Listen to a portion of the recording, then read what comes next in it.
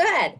And thank you, Linda, and thank you, Carolyn. It's so much fun to do this in this very odd year. We were chatting while all of you were in the waiting room.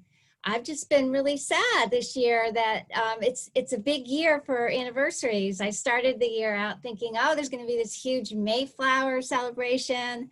I am an English historian, so I know how hard they were working over there on programming for the Mayflower anniversary. I'm also from Maine, and so it was a big 200th anniversary of Maine, and I was so sad. Last weekend I was at home up in York, and so of course I went to Stonewall Kitchen. Stonewall Kitchen had produced all this Maine anniversary stuff. You know, they had pot holders, they had towels, they had all this stuff. It was all like marked down on sale. Oh. It was so terrible.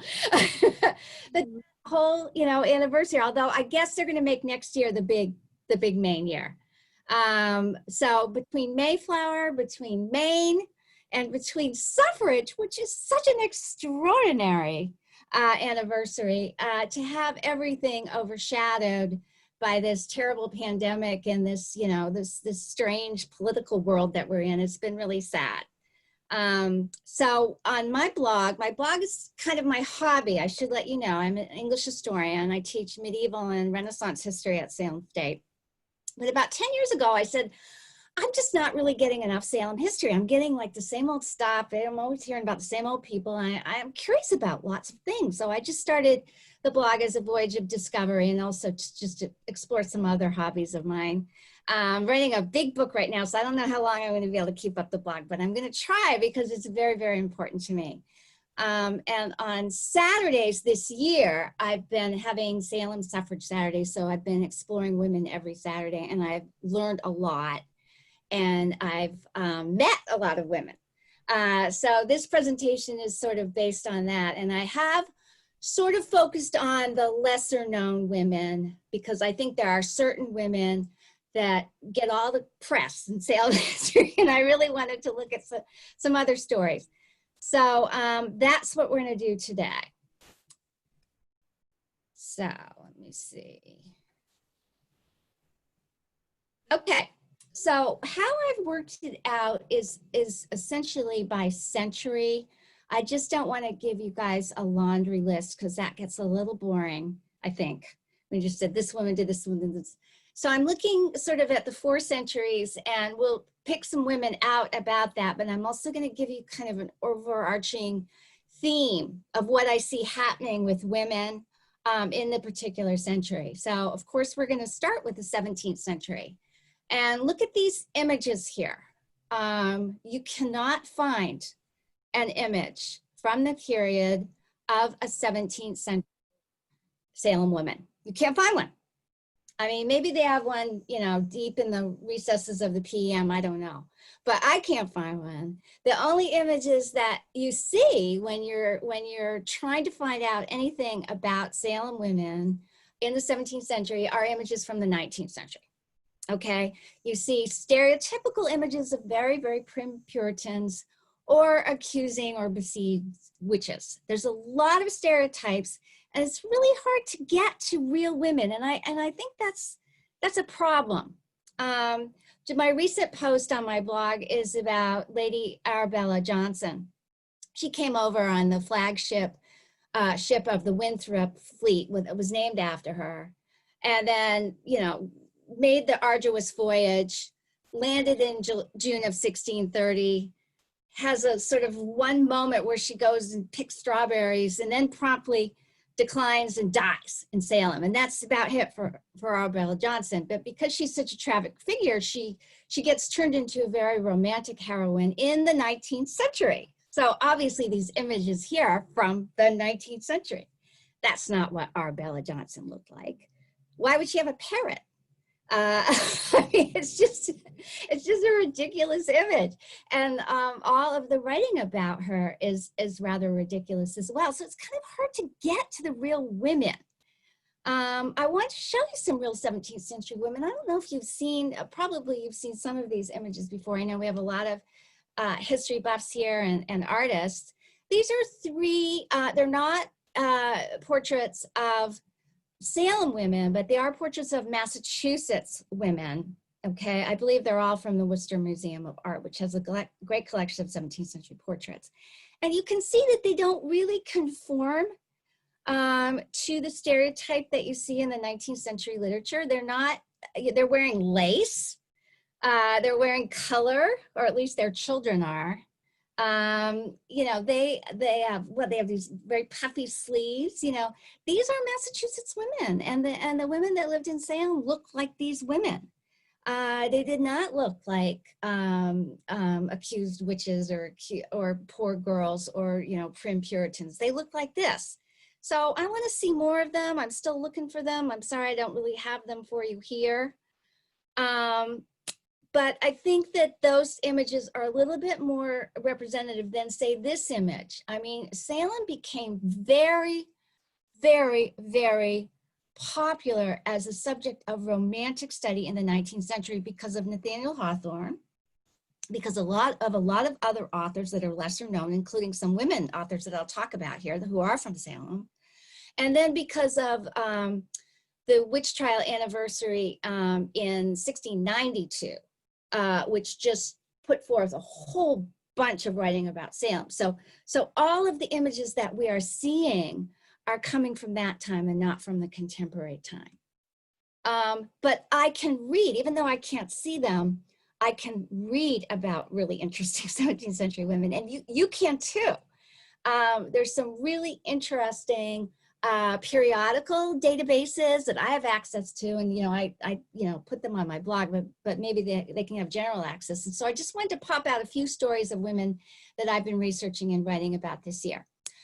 Well, there's the other lady. There's two prominent 17th century ladies in Salem's history. One is Lady Arbella, who you just saw, and the other one is Lady Deborah Moody. Okay, Lady Deborah Moody came over here, a single woman of noble birth. She built a house on Washington Street. She went to the First Church, but she was probably an Anabaptist.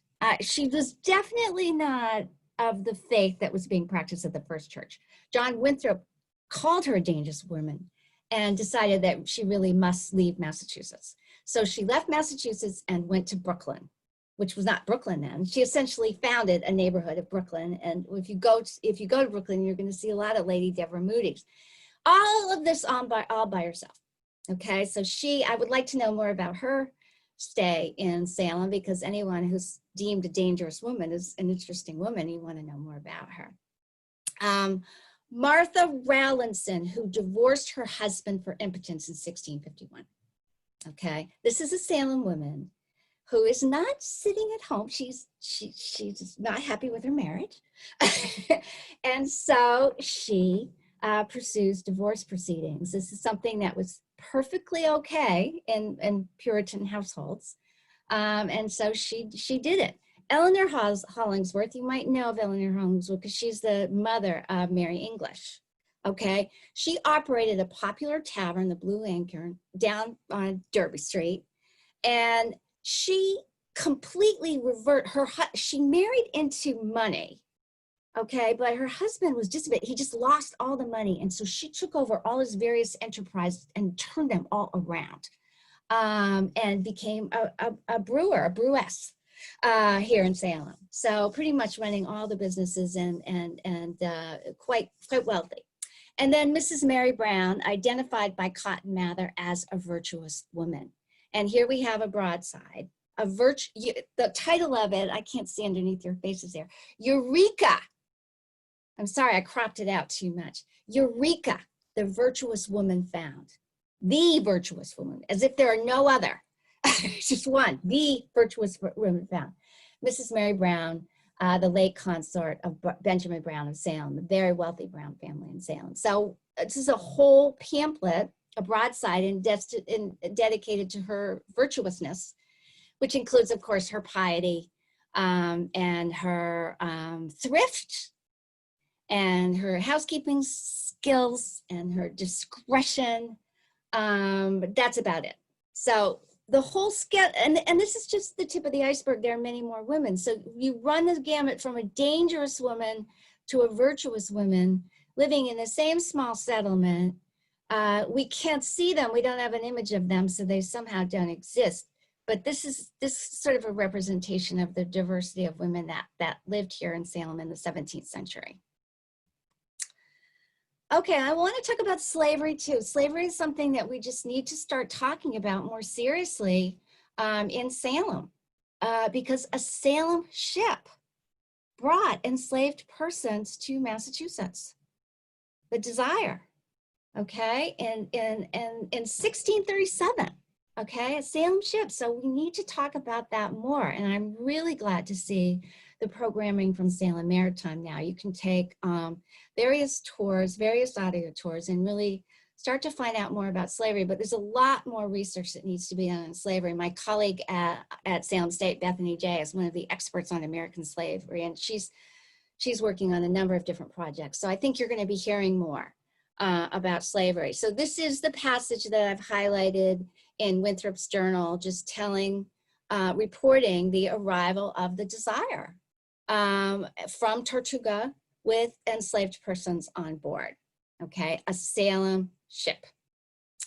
And I just wanted to show you a few other things. I'm trying to teach myself how to do digital mapping.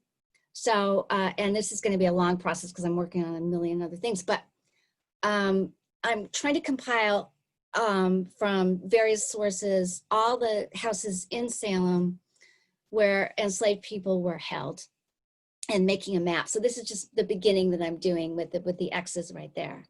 But we can go through all of the newspapers, and there's various periodical databases there. This is John White, Selling a Negro Women. If you're reading newspapers in the 1760s, 1770s, you're going to find slaves for sale every week in Salem, okay? And once women got a certain age, maybe 40, maybe 50, those women weren't put up for sale, they were given away. Okay, because they were too expensive for their owners to bear, and he wanted someone else to take care of them. And so references in the Salem papers, Salem has 2 papers, and references every week to sale of slaves. And here's a particular poignant excerpt that I found in the Boston transcript of 1733.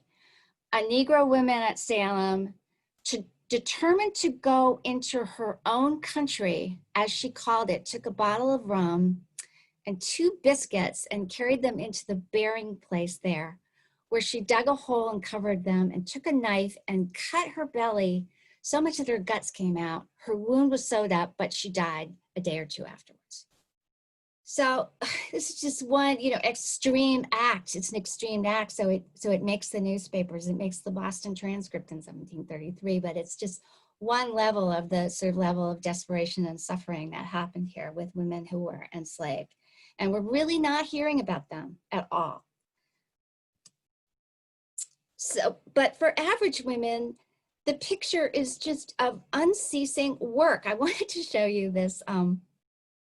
I wanted to contrast this writing here with the cover title to this book by Alice Morse Earl called Home Life in Colonial Days. I don't know if you've heard of Alice Morse Earl, but she's one of these 19th century colonial revival authors who really romanticized colonial life, and that's the whole reason you see pictures of, interiors in the 1890s and 1910 with spinning wheels. Everyone wants a spinning wheel to have that colonial life, But this is from a 17th century diary. This is real life in which a woman marks her wedding anniversary.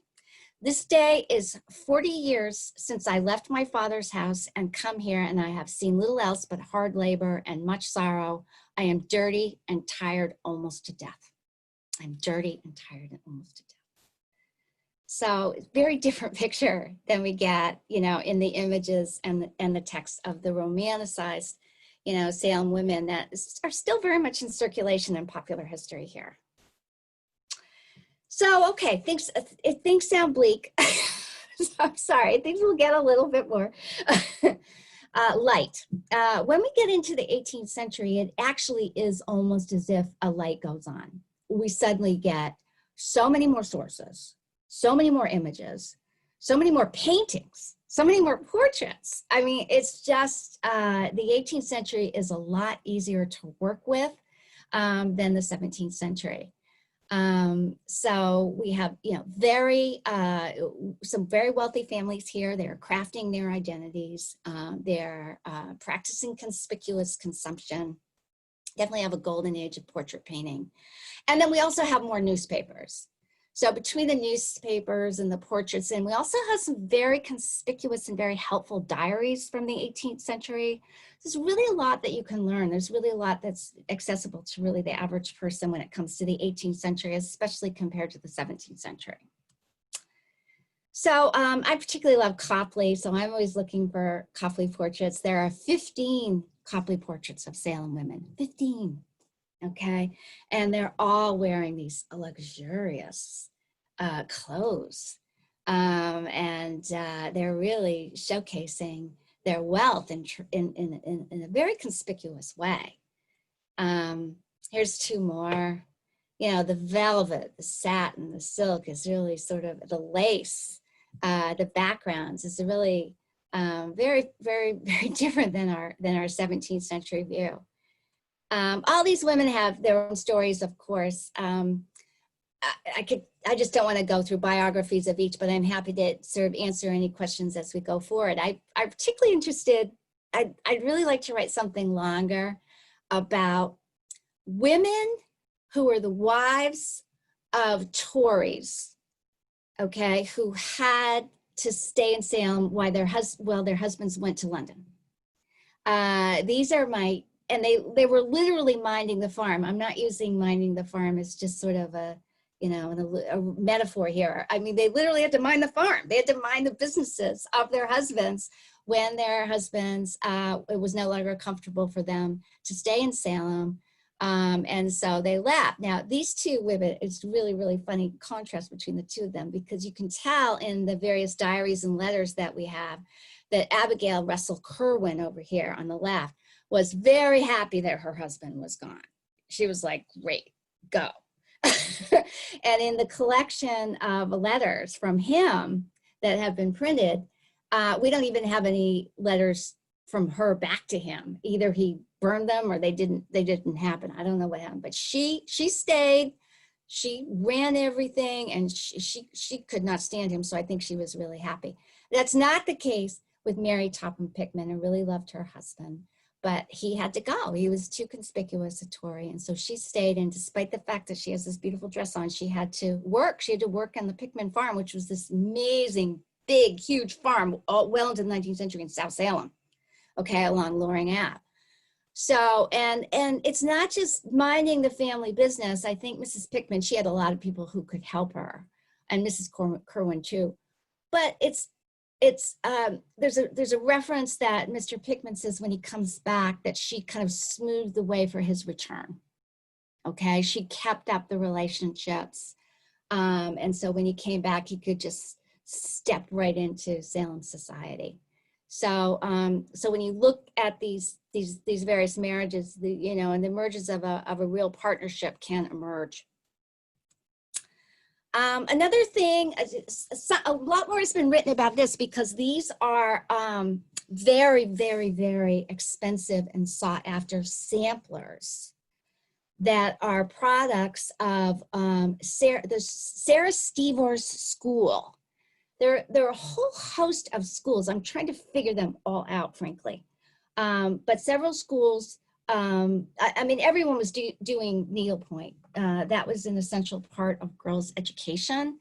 But some of the needlepoint mistresses and instructresses really rose to a level of prominence. And I think Sarah Stevers is really the most prominent in terms of the fact that the products of her school are so sought after. There's even a really distinctive Salem stitch named after her with needlework.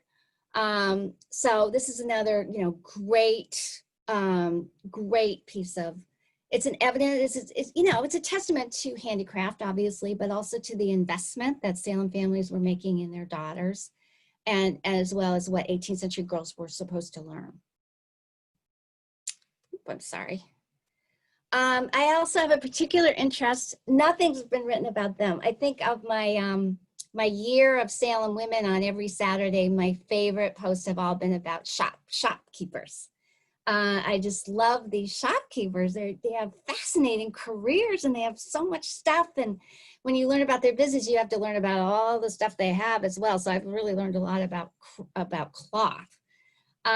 Priscilla Manning is a particular favorite of mine because she had, when you look at newspapers in the 1760s, her advertisements are huge. They're much bigger than anyone else's, you know, and she's really spending a lot of money on advertising.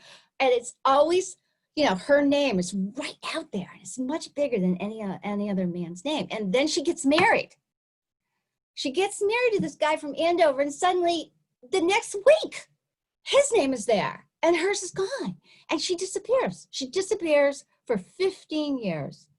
And I know she's still running the store. It's the same language. It's the same commodities that are the result of the same commercial contacts. She married a widower. He had 2 young children. I'm sure she had to take care of them. I think she's still running the shop. Because he had no commercial background whatsoever, and suddenly it's his shop. And then he dies, and she gets right back there in the next week. So I don't really think anything changed other than the fact that their names are replacing. But I think it was her shop. The same with Priscilla Abbott.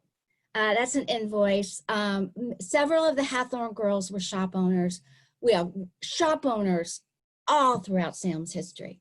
18th century, 19th century, really entrepreneurial women, and their story just isn't being told at all. Salem ladies during the Revolution is another great topic. I have a student at Salem State who's writing her thesis on this right now, so I know nothing compared to her. They did have these really cool spinning bees, and the whole idea was to produce homespun cloth. If you were looking at the cloth on the previous slide, all that cloth came from England. Okay, so that is not going to be accepted anymore. And so people need to make their own cloth. So they would gather together to make cloth, you know, collectively. So we have some evidence of that. And then this is the print of Salem's first female printer, Mary Crouch, who arrives in 1781. So another entrepreneurial woman during the Revolution. That you can definitely get the idea that there's a little bit more opportunity for women during the Revolution, and so I'm really looking forward to my students' master's thesis. This is a diary. It's funny. I just recently posted about this. Mary Viola Holyoke was a Boston girl who was Dr. Holyoke's second wife. And we have various Holyoke diaries that were compiled together by the Essex Institute in 1911. So it's a great source. You can easily find it on the Internet Archive, and you can read about whichever Holyoke you want very, very easily. I remember reading Mary Holyoke's diary way back like in college and thinking, ugh, she's the most miserable, horrible woman. Because she has a very succinct style, and she suffers.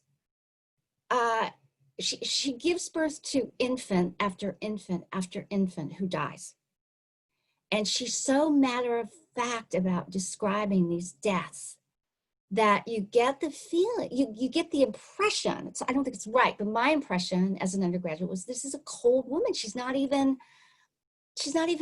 all of this death, it's not taking its toll on her at all. I mean, you know, she'll be like, oh, I was put up in bed, the child arrived at 12 o'clock, it breathed for 3 hours and then stopped breathing, child died, child buried. That's how it reads. That's how it reads in the diary. It's very cold, but we have to remember that. And then she, you know, the next day she's cleaning her house and making a robe or something. You know, she's off to the next project. And then the next year there's another baby that dies. So it's not a pleasant, it's not a pleasant, you know, journal to read at all. But somebody told me, said, go back to that, Donna, because it's really, there's a lot more between the lines. And so I did, and I found a lot more. I found, you know, the way that there's, if you read with carefully, you see that she's constantly, they're constantly going to watch. Death is all around her. It's not just her infants, it's her neighbors. And these community women are always there. They're always going to watch. They're always going to bring things. She notes this also. You really see the circle of the community. You really see how life works in Salem. They do seize the day. They take advantage of moments where they can go to these turtles. These turtles are kind of afternoon celebrations where they eat turtle soup. So they just got called turtles. She notes, because her husband's a doctor, we get some really interesting views about medicine, particularly smallpox epidemics in Salem. Earthquakes. There's like 10 earthquakes in there. She's really focused on earthquakes. So there's a lot there.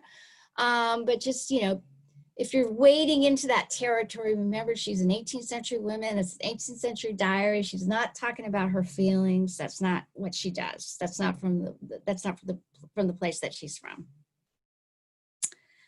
Okay, so I've got a couple of intermissions here because I can't possibly, there are so many women artists and authors that I can't go through them all in one. So I'm just sort of giving you a collage right here, and I'll be happy to talk more about individual ones as we go by. And they're all on my blog too. So this is Mary Ann Silsby over here in the left with the dress during the Civil War.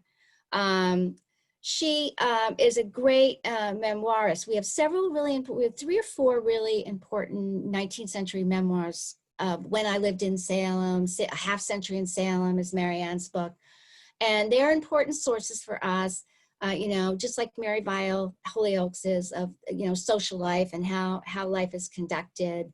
And we get to hear about a lot of interesting things in terms of a woman's life, a social life, and her task, her education.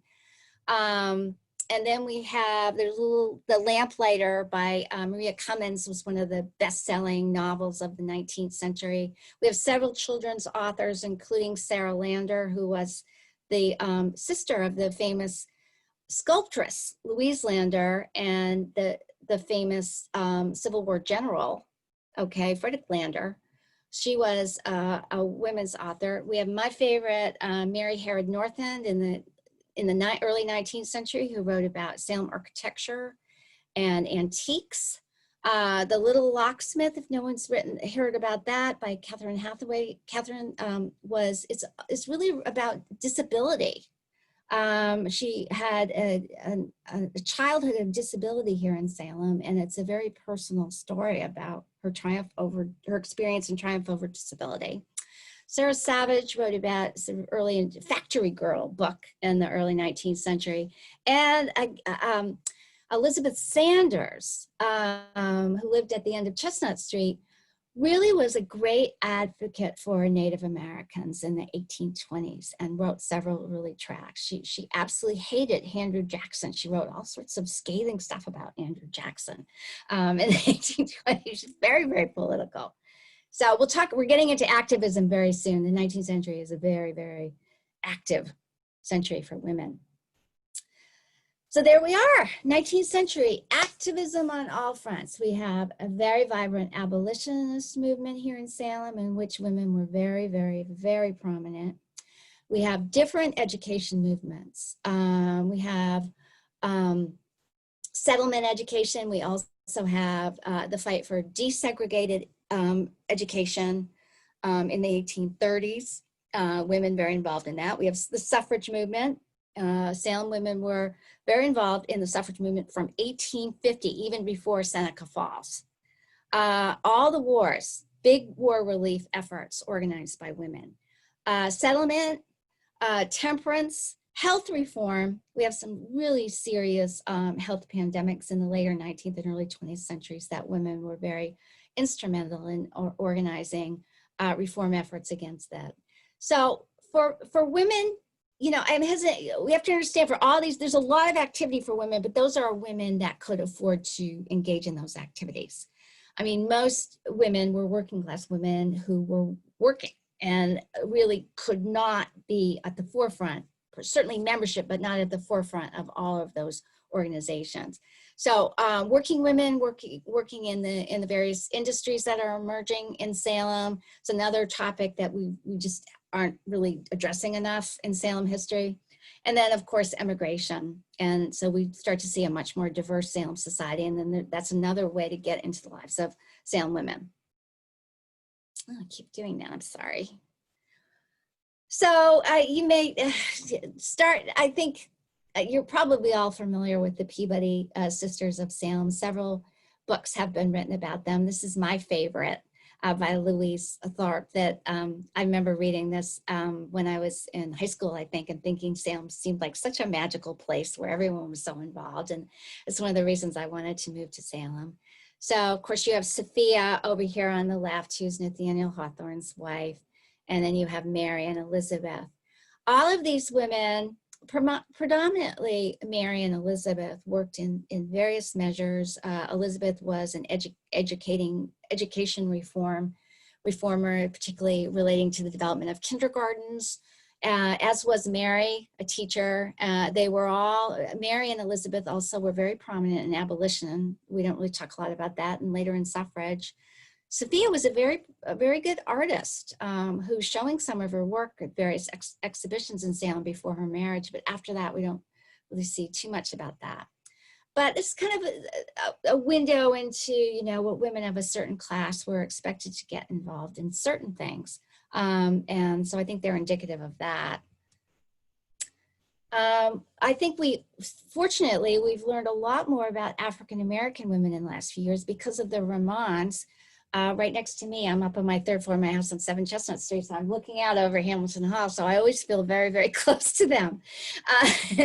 And so it's not just Sarah, but of course her mother Nancy that you see there, and all of her sisters. Actually, unfortunately, we don't have pictures, we don't have photographs of all of the Ramonds, but they were all working really hard in abolition and in suffrage as well.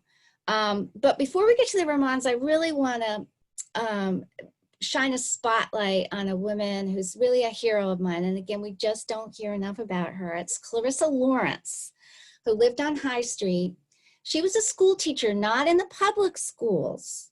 Before the desegregation of Salem schools, there were schools for African Americans. They were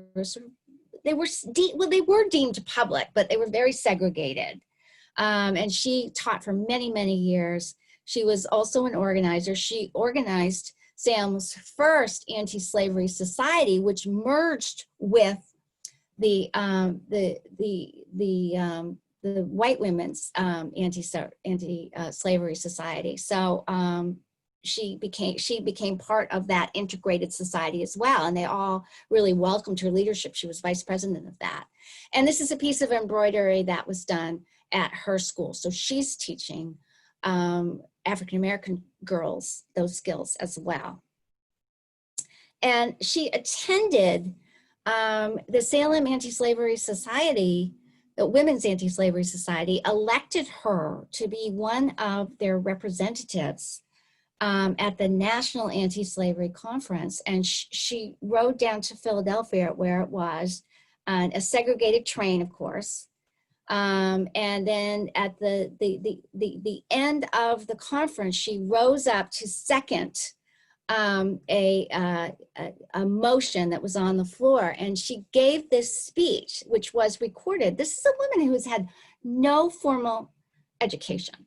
Okay, we meet the monster prejudice everywhere. We have not power to contend with it. We are so downtrodden. We cannot elevate ourselves. You must aid us. We have been brought up in ignorance. Our parents were ignorant. They could not teach us. We want light. We ask it, and it is denied us. Why are we thus treated? Prejudice is the cause. And she goes on, and this is her famous "We Meet the Monster Prejudice" speech, which is in every African-American history textbook, but not very well known here in Salem. So I think I would like to put Clarissa Lawrence up on a pedestal with the Ramonds, I think. But, wonderful integrated society, the Salem Female Anti-Slavery Society was one of the largest and most active on the East Coast. Earliest, largest, most active. They were very, very crafty and clever. They attracted very well-known and controversial figures and would have the talks printed up okay, and record it. So they were really working, you know, beyond just the sphere of Salem, okay? Very, very interesting and active women. And then I think Charlotte, thank goodness, I mean, we know so much more about Charlotte, so I don't need to say much here, but she was the first African-American teacher in an integrated public school and in Salem, and also a graduate of the school where I teach, and a great diarist, and a great humanitarian, and a great activist, and a great educator, and just, you know, a wonderful person. And Salem is so lucky to have an association with her. But she's represented, you have to remember, she came from Philadelphia. She came to Salem for a reason. She came to Salem to live with the Ramones, who were prominent activists. She came to Salem because the public schools were not segregated. So Salem had that reputation, and her very affluent and well-connected African-American family in Philadelphia wanted her to come to Salem. They thought she could have better opportunities in Salem. Okay, so as I told you before, kind of moving into suffrage here, there's so many things that, and believe me, most of the progressive reforming women in the 19th century are working on various causes altogether. There's considerable overlap. So here is the first petition, okay, for suffrage from Salem, submitted to the Massachusetts legislature in 1850. Petition of Eliza Kenny of Salem and 27 other adult women and 25 legal voters, those are men, for the right of suffrage for women. Okay, so 1850. So think about how long that journey was from 1850, you know, to 1920. It's very, very long. And we have women right in the forefront of it from Salem. I also want to say they're not in here because I don't really totally understand them. So I don't think I can really write about them. But Salem also became very much of a center for the anti-suffrage movement, which became much more prominent later on. So again, very active women. So this is a momentous time that I really wish we could spend more time on.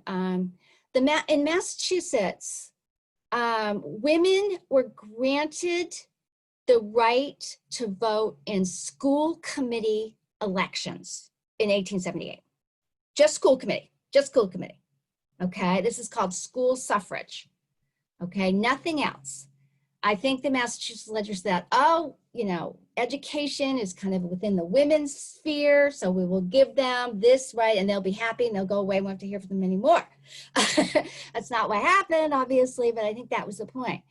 So, so in 1878, in 1879, we have the first after that act, we have the first election across Massachusetts in which women could both run for school committee and they could vote for the school committee.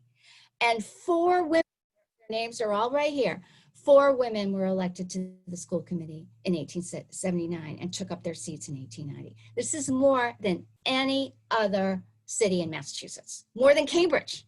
Cambridge was 2, okay, Salem is 4. So really, really interesting to me and very, very notable. All these women are so fascinating too. Emma Loud, Lorana Almy Store, Sarah Sherman, the first woman doctor in Salem, Mary Ward. And this is the Women's Suffrage Convention that was held at the Lyceum Hall in 1878.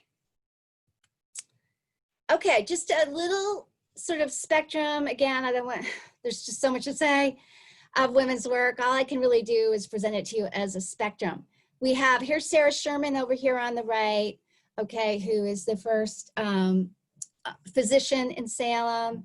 She's a lovely woman who develops a very prosperous practice and was respected by everybody. And she brought women interns in too, so you have kind of a self, perpetuating practice from the 1880s in Salem. We still have so many women working in the dress trades and millinery, hair keeping, hat making, dressmaking, We do have factories, of course. This is a terrible story. It was kind of a sensational story that was blown up in the papers in 1894 when Hannah Leary of Lemon Street got her hair caught in one of the sewing machines, and her scalp was torn off, and it was sewn back on, but it was touch and go, and the sensationalist press had to follow the story every single day for 2 weeks until she ultimately recovered, but then only to die of cancer 6 years later. So I mean, it's just, you know, a full spectrum of women's work, and I'm just sort of icing the surface here for you. My favorite woman so far, at the end of the year of doing these weekly posts, I think that Charlotte will still be on top. This amazing woman named Charlotte Fairfield. She was a businesswoman in Boston. She was from Salem. She was a businesswoman in Boston. She came up, quit her job in Boston, came up to help save her father's business in the coal industry. And once she got into the coal industry in Salem, she realized how corrupt it was. They had a cartel, and they kept the price at a certain level. And as soon as she could, she started undercutting all the other cartel members. And so the Boston press loved this story, and she became like a folk hero because coal, I mean, coal, that's an amazing household expense, okay, in the 1890s and 1910s, 1920s. And so she lowered the price by like $10 of coal, and had an amazing business, and everyone complained about her not keeping to the price of the cartel. So that's what you see there. We have cartoons about Charlotte Fairfield, and there she is, and just an amazing woman. And again, we don't hear much about her, and we don't hear anything about her. So here are two women that we hear a lot more about. Of course, Caroline Emerton, the founder of the House of Seven Gables Settlement Association. And then Kate on the right, Kate Tannert Woods, who established the Thought and Work Club and was has a sort of general agenda for educational and social reforms in Salem. I think there's, you know, I think there's kind of two types of philanthropy going. There's a very kind of inward looking one that might be represented by the Brooke House, the Women's Friends Society, and then a more outward political one. So they're all kind of operating. There are many women that are working on both levels, but this is the extent of activism that we're seeing throughout Salem, particularly in the 1890s and 1910s. This is another sort of little intermission that doesn't have anything to do with what I was talking about, but these are my two favorite brides, so I wanted to see them. This is and of two generations. Martha Pickman Rogers getting married in the 1850s. And that is a photograph that's available at the Museum of Fine Arts. This is over here, Lucia Rope's wedding in 1898. This is one of my favorite gifts that I have received from blogging. Came from an heir, Rope's heir, who follows my blog, and he sent me this picture of his ancestor's wedding. And it's such a lovely wedding because usually, it's so unusual. Usually when you're seeing pictures from this period, it's all very formal and staged, and you can tell they're just kind of, you know, hanging out. And so it's just a lovely, lovely photo. And another sort of intermission, some of Salem women artists. So many. Okay, this is Mary Derby over here in the left. This is the house that, her childhood house that she grew up on Washington Street. That is where the Masonic Temple is right now. We have Mary Saltonstall Parker, who lived right across from me on Chestnut Street, and one of her needle points was on the cover of House Beautiful in 1915. We have Sarah Simons, who had an amazing workshop at the Gables and also on Charter Street in the Brown House that's recently been renovated. We have Hannah Pickering's cat down here. We have Angela Williams here, and just more. I mean, I couldn't fit them all in there. It's just there are really a whole bunch of very, very prominent Salem women artists working, particularly from 1870 on, but Mary Derby's a little bit earlier. So we're into the 20th century. And here you have a picture of another one of my heroines, right in the middle here in the hat. That's Marjorie Bettinger, who grew up on Forester Street and went to Radcliffe and was right at the center of the Radcliffe suffrage movement, right at its most intense period. And in the summer of 1915, there was a Massachusetts referendum that they really thought that they were going to win. And so, but they wanted to make sure. So they went on a journey to every Massachusetts town. So Marjorie rode around to every Massachusetts town in this car and would just stand up and give suffrage speeches. And then the referendum failed. They were so disappointed. We have to remember this, okay? They went through so many disappointments. This was, you can tell from her diary, this was devastating to her. She thought this was it. She thought that this was the end, okay? But it wasn't. It wasn't the end. And there were so many other things that happened. And so 5 years later, she was thrilled, okay? When this happened, okay, 100 years ago, this is from the suffrage parade in Boston. Think about what these women have gone through, though, between 1915 and 1920. Think about what Salem went through. Oh, first I'll have to show you this headlines. Salem women aged 90 to cast vote. She's 92. Mrs. Elmira Griswold. Easily the oldest woman registered among the nearly 1,000 women on the city who had their names placed on the voting list in September, okay, of 1920. So very exciting. But again, I am so amazed by this period between 1914 and 1920, because not only do you have the suffrage movement in Salem, of course, you have the Great Salem Fire. You have World War I. You have the Spanish flu epidemic. You have women in Salem right in the thick. It's so clear. I've studied each and every relief movement, and women are right in the forefront of all of them.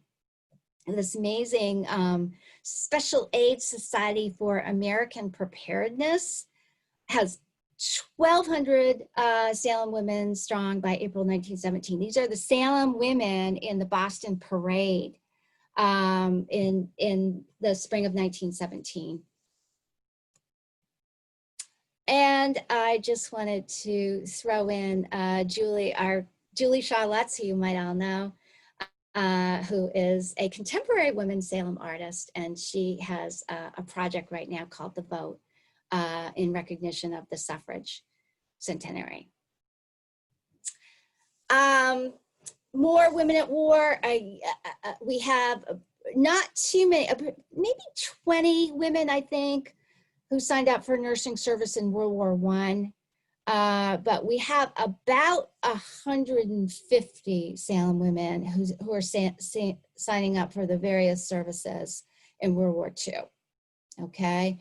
And then, of course, there's the various home front activities, including canning. I mean, canning, gosh, if you read about wartime Salem in both World War I and World War II, and you're trying to find out what women are doing, canning, canning, they're all canning. They're getting together to can, they're canning at home, they're canning. It's really, really amazing. I was listening on the news today that everyone's canning now, but so we've all run out of canning supplies. And I can only imagine what it must have been like during World War I and World War II. And then Sylvania down which is now part of my university, major plant with women working, you know, nonstop, 85% of the workforce during World War II. So when I get to the later 20th century and the early 21st, I'm just still trying to figure out what I see is women going to the forefront of women continuing to be, you know, spectacular, amazing entrepreneurs, as they always have been. There is just a long tradition of that. Salem women are entrepreneurial, and so much philanthropy and so much support of all of our nonprofit institutions. But I also see women really moving into the forefront of these institutions, not just volunteering, but becoming the heads of them. Historic Salem is one example. These are different stories about the great discoveries of Elizabeth Riordan, who discovered 2 17th century houses hiding in plain sight. And then, you know, during redevelopment, urban redevelopment in Salem was, you know, a very strong force for that.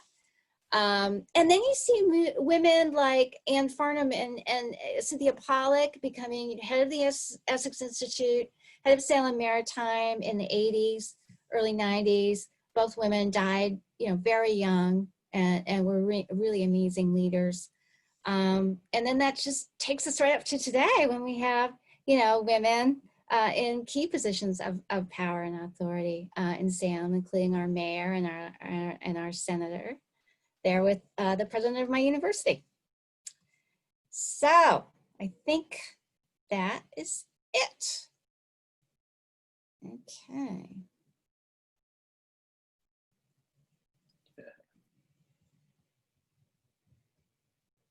People are applauding. I think we should unmute ourselves and applaud. Thank you, Donna. This is great. Thank you. I hope I didn't go too fast. I never, you know how much time to do it, but I'm happy to talk about anything in great depth. Yeah, that's good. Questions? I have a question for you, Donna. This is Bonnie Henry. Hey, Bonnie. Hey, how are you? This is fabulous.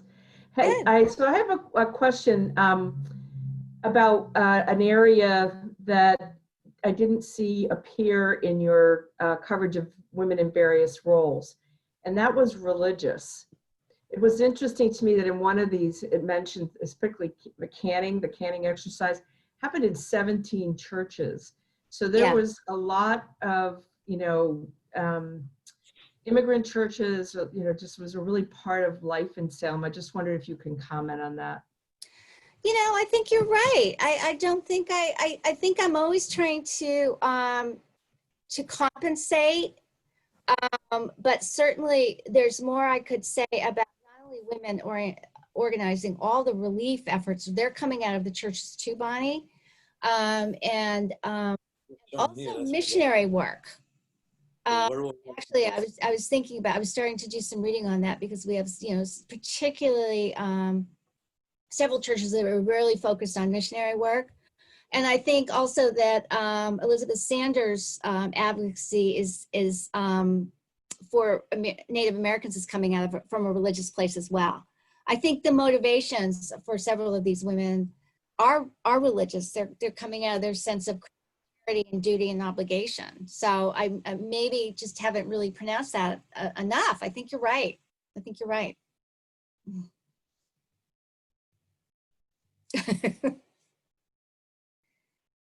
Are there some chat questions?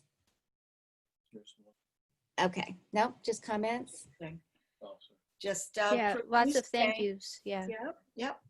Donna, I'll embarrass myself and say I didn't know about Hannah Pickering.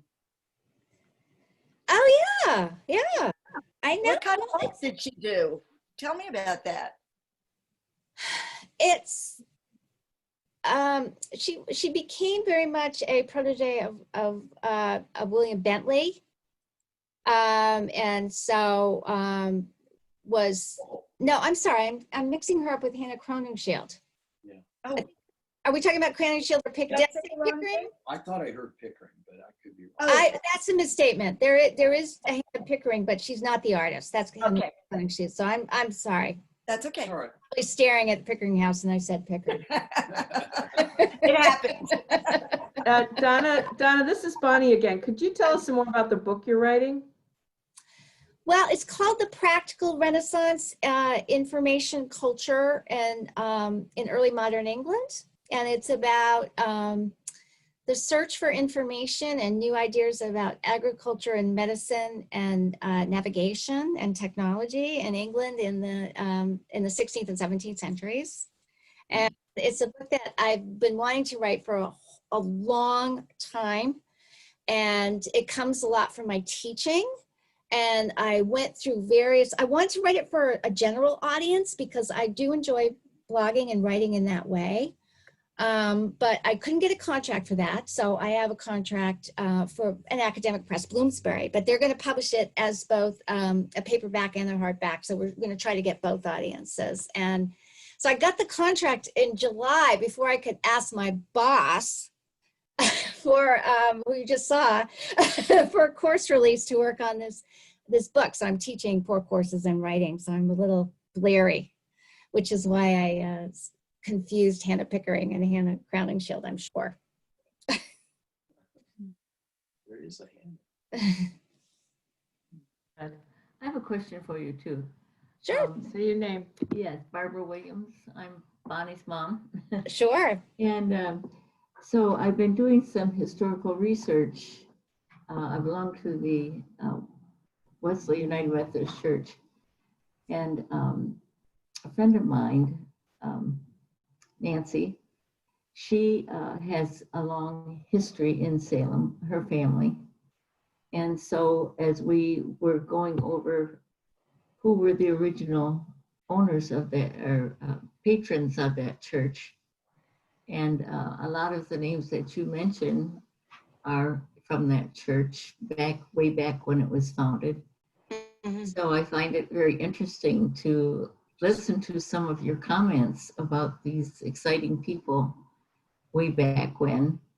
And I realized when Bonnie was talking about the churches, it struck me that so many churches' histories were prepared by women. Written by them. Written by them. Mm-hmm. So that would be a very interesting Yeah, thing to yeah. research as well. There's a source document, yeah. Yeah, Yeah, it yeah. ties us all together. And, Yeah. I think that And many women were also the archivists. Like I believe that, you know, the first church has so many important archives. I think those were always taken care of by women. So, you know, library work, that's another thing besides the churches. I think I could have probably said more about library work because it's another traditional role for women, you know, that is very important. Certainly the Essex Institute had an amazing librarian named Harriet Tapley, who again wrote the history. She went past archiving into writing history. So I agree with you. I mean, it's that kind of quiet traditional work. You have to look for it and It's amazing find you could condense the 4 centuries into this. Yeah. Yeah. Well done.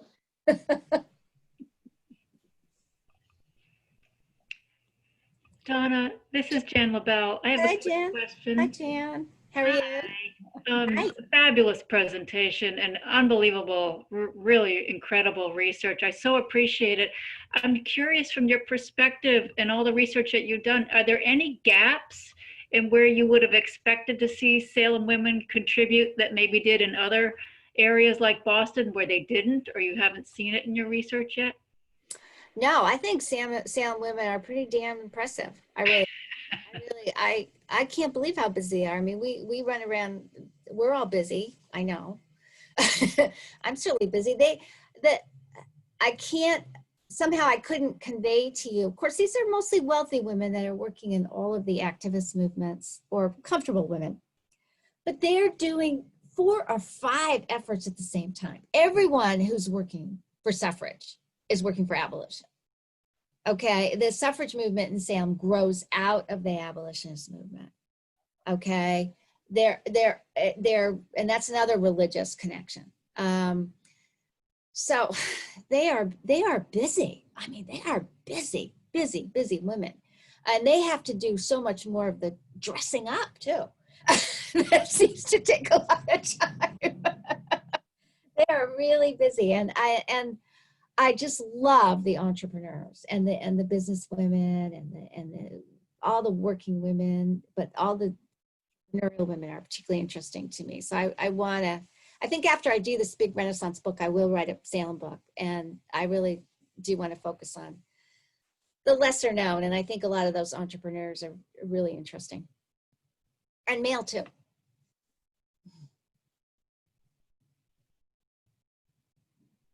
We'll look forward to that. Anybody Yeah, else? see.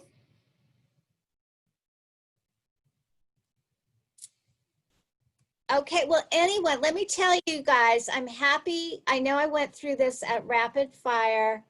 I'm happy to send it to you. It's kind of a big file, but we can figure out something.